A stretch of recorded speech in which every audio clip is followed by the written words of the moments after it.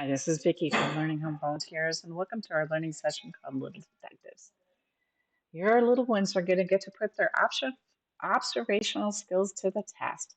In this session, we're going to use our observational skills to guess, predict, and help us solve some mysteries.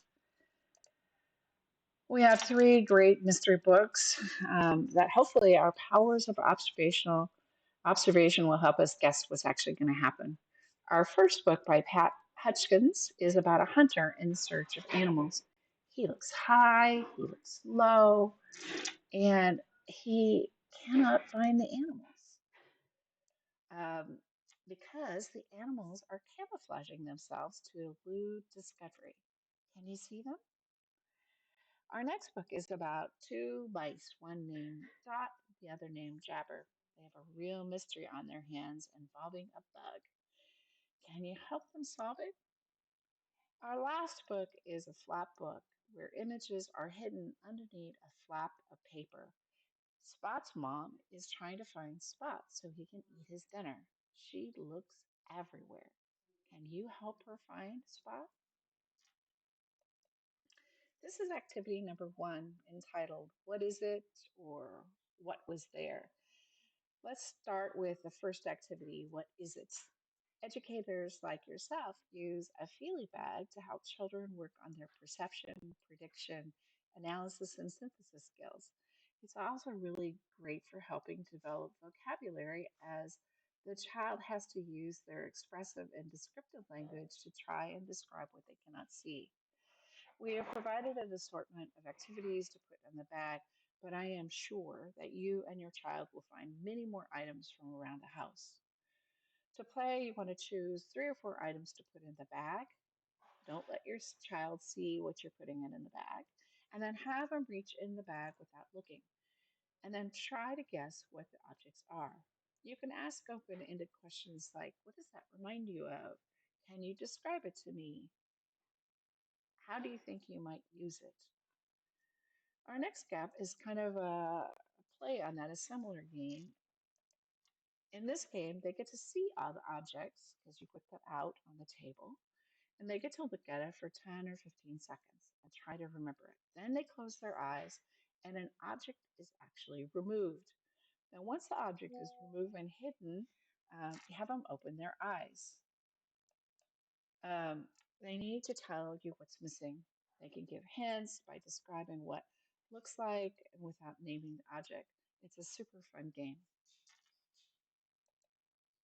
This is activity number two. I love the magical quality about the activity. It almost makes it feel like the letters are actually showing up. And in the box, you're going to find a bag number two with a set of watercolors and some um, salt. So you want to dribble first the glue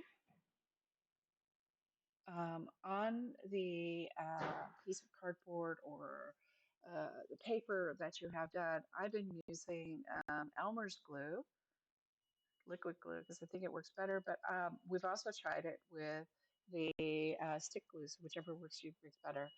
Then you just kind of sprinkle it with salt, kind of shake it off, whatever is extra. And then when it's dry, you go ahead and dip your brush into the watercolor and then just touch the salt. And the colors will follow the salt all the way through and create these great designs.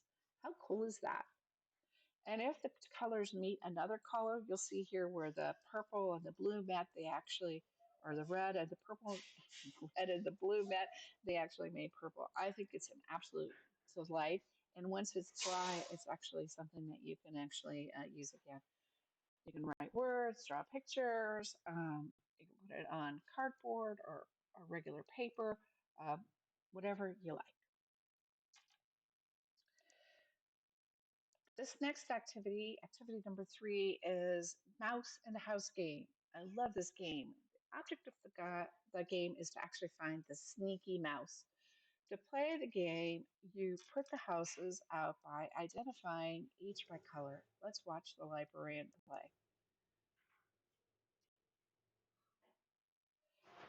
So she identifies what we're looking for, the mouse first, And then she puts them out the houses by naming them what they are: a yellow house, and a purple house, and a green house, and a red house, a blue house, a pink house, a gray house, and an orange house.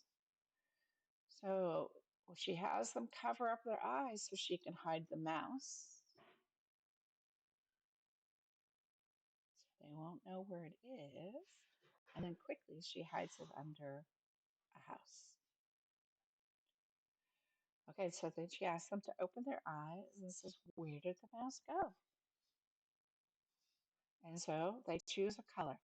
Little mouse, are you hiding behind the pink house? And then very quietly, so not to disturb the mouse, they pull it off quickly and oh, no mouse. So next what we want to do is see what color they want. They suggest the blue house. Little mouse, are you hiding behind the blue house? Shh, so quiet, quiet, quiet. And we found the mouse. I love the way she creates excitement by asking the child to close the eyes and then makes this production of hiding the mouse itself. And then she takes those suggestions on colors so that they can find the mouse. But don't forget to give your child a chance at hiding and providing clues. As it turns out, it's just as much fun creating the mystery as it is solving it.